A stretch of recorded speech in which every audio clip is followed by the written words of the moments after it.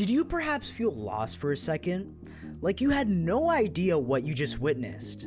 Like there was no sense of direction in anything?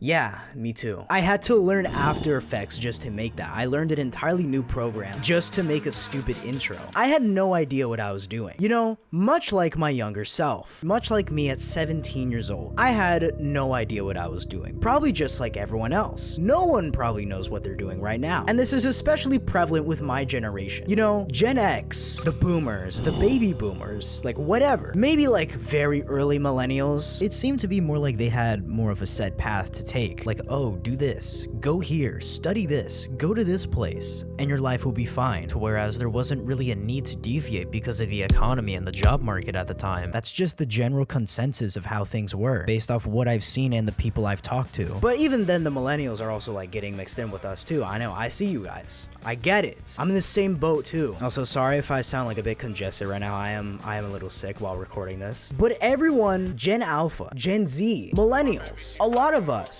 are lost. We have no idea what we're doing. We have no idea. Most of us have no idea where to take our lives, you know? So you can imagine my surprise when one day, right, I was scrolling on YouTube, you know, as you normally do, as everyone would. And one day I find a video, the no BS guide on how to get six-pack abs. Now me at the time being the fat kid, because that's how I've always been. I was always the fat kid growing up. I don't think there was ever really a time in my life where I felt confident in my own skin, where I felt confident in myself, in my body, in my abilities to do anything really. So clicking on this video was kind of like a fresh start. It was like a fresh breath of air, because for the first time ever, it almost felt like a father figure. Someone who was telling me the no BS way on how to do things, how to improve your social skills, how to improve your mental health, what to do with your life, how to do literally anything in your life. You know, because it almost felt like I had a sense of direction for the first time ever in my life. I felt like I knew what I was doing. But you know, as time went on, things started to change. The landscape became different. The land that we once called self-improvement now was seen by many people as misogyny, narcissism even. What used to be about changing our lives, changing your life for the better, soon became a battle of look at how rich I am. Now buy my course, take my advice because I'm better than you. I'm better than you because I have all this money. How did I get this money? I'm not gonna tell you. Buy my course and I'll tell you. But you know, me being lost, just like everyone else, it worked. It worked for me. For the first time ever, I felt joy. I felt happiness. I felt confidence. I felt confident in my own self that I can actually do something, that I could achieve something in my life, rather than sit in my room, waste away, knowing that my individual end, my demise is slowly coming and I'm doing nothing about it. But to me, it feels like that time was short-lived. Yeah, for a brief period of time, you know, I felt bliss. I finally felt like there was somewhere to go. I could achieve something. I felt like I had a sense of direction, but now I more or less have really lost that sense of direction. I even made a whole video about it on how Gen Z fears the future, because it's true. And this is not just Gen Z, this is everyone else. This is Gen Alpha, this is even some millennials. Most millennials even. Because it felt like, oh, this is the new wave of hype, guys. We're saved. Just be masculine. Be masculine and ignore everything else. Focus on yourself. Women, no, get that out of here. We don't want that, because we don't want cooties. The only thing that matters in your life is money. The only thing that will determine your self-worth is how many women you can get in bed, and your money, and the car that you drive. Well, what color is your Bugatti? The house that you live in, the friends that you have, the networks that you can provide, the money you can provide.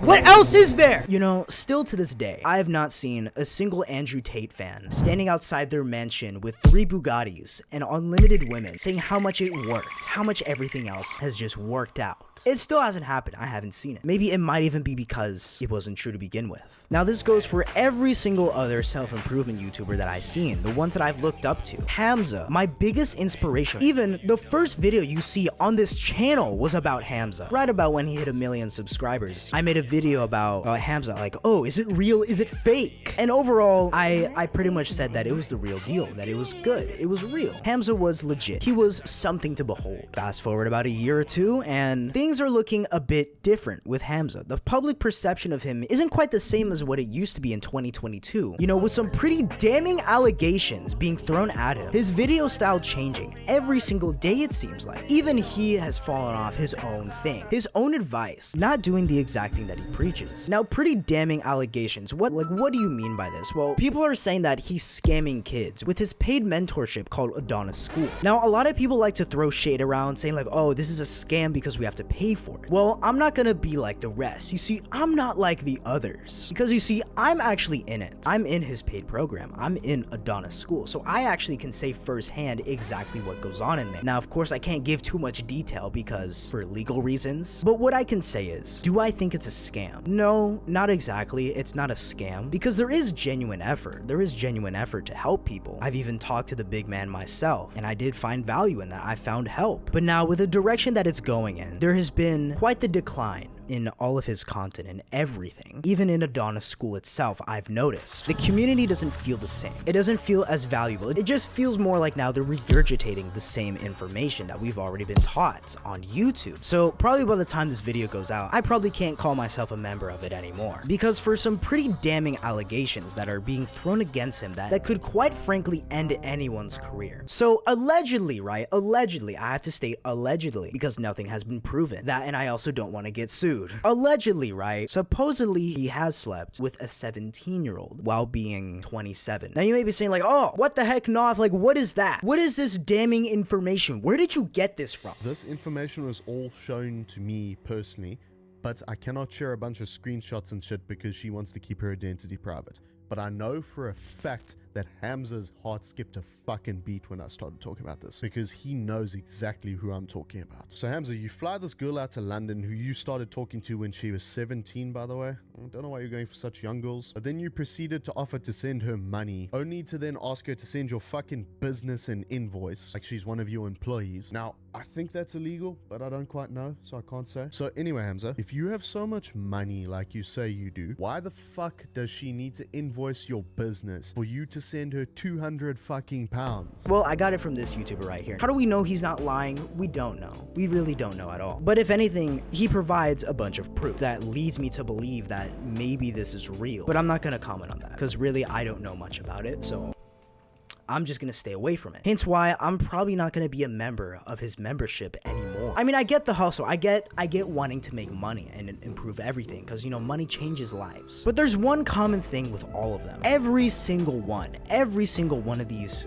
gurus, you can say, self-improvement guys, act as role models like, yes, follow me and you will achieve success. You know, Jack Hopkins, Andrew Tate, Hamza, First Man, Wheat Waffles, even like the Whatever podcast, Fresh and Fit, all of that. But what is the one thing they all have in common? One thing that every single one of them has. Not a single one.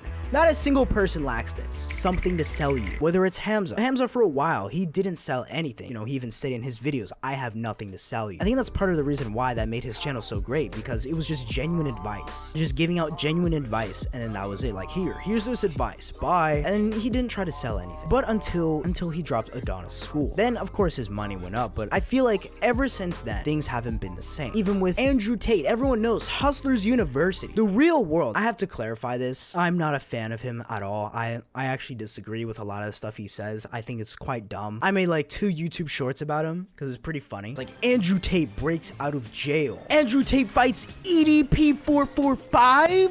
What? Just like stupid shit posts like that because it's stupid. It's funny. Even Jack Hopkins, what does he sell you? He sells you the new elite while also promoting the lifestyle that if you work hard like me, move to Thailand and then you can just be rich. You just be rich forever. Just live in Thailand. Get all the women you want. Then what did Wheat Waffles sell? Well, I feel like he wasn't really that bad. He just sold face rating because, you know, he was known more as like the black pill YouTuber, which he's now quit. But that's the thing. Andrew Tate arrested. Sneeko banned, censored, canceled. Jack Hopkins just not the same. First Man quit. Wheat Waffles as well. He also quit as well. Hamza as well fell off. And if those allegations are true, that's pretty bad. That's pretty damning. Like, your career's done. All of them have something to sell you. You know what? I might as well join in, right? Because, you know, make some money. Guys, are you bored? Yes, of course you're bored. Are you bored? Do you want to be included in something? Do you want to be included in something incredible? Something great?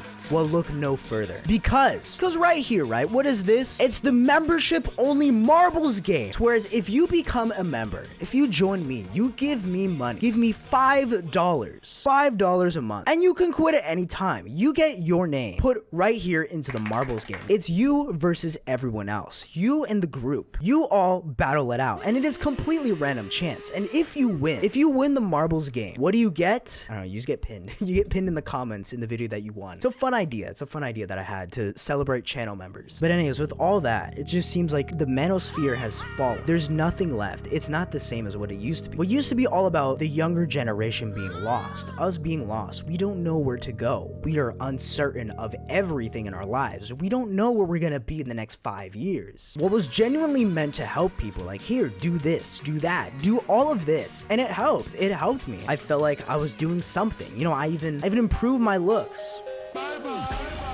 You know, what used to be a thing to help others, to help everyone, to help you get out of a rut in life, has now become the exploitative, it's not even a word, has now just become a joke. It's become a joke of what it used to be. It's pretty much like a lot of it now, even what I just did. Oh my gosh, guys, mewing. All right, Jeffy, let's mew. It's like, it's not the same. It's just cringe now. It's seen as cringe. It's like, oh, you want to better your life? You want to probably try and secure your future? That's cringe, man. What, are you going to start going to the gym? Are you going to start looks maxing? Are you going to start mewing? Are you going to start improving yourself? It's like, why is it seen that way?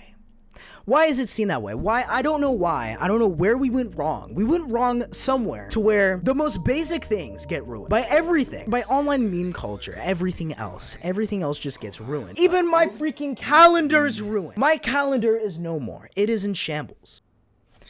But what does this leave off? For me personally, like I said, I don't know. I'm uncertain about the future. I don't know where I'm gonna be in the next 5 years. Because the promise that we were given, the promise I was given, is that everything will be alright in the end if you work hard. I have been working hard since I was 17. I just turned 20 years old. Of course, yeah, I'm in a way better spot than I was back then, but now it feels like I'm not saying I looked up to these people for future life advice and plans on where to go, because that's far from the truth. What I was getting at was, I was in a very dark spot in my life, a rut you could say, and seeing some of these videos before it turned into the mess that it is today is what really jump-started me to start getting after things and work harder on myself, which led to me working toward a better future, not looking at them for where to take my life in the future. Just had to clarify that, because after watching this back, it does kind of seem like it comes off that way. It feels like everything was a lie. To me, it really feels like everything was just a lie now at this point. Like, my role models, the people I looked up to, are just kind of frauds now. That's what it feels like. It feels like I was lied to. The reason why I describe them in this way is because it just seems like Gen Z doesn't have anyone to look up to. You know, you could say, oh, there's our parents, we can look up to them, but really a lot of the time it's not really something that a lot of people really want to look up to, especially if your parents weren't the greatest role models. Because how it seems like, right? It just seems like we're just drifting throughout reality. We're just drifting. We're just coasting through life, drifting from one popular thing to the next, hoping that this will be it. This will be our big break. So then for people to come out of nowhere seemingly with the correct answers because, you know, you followed their advice and then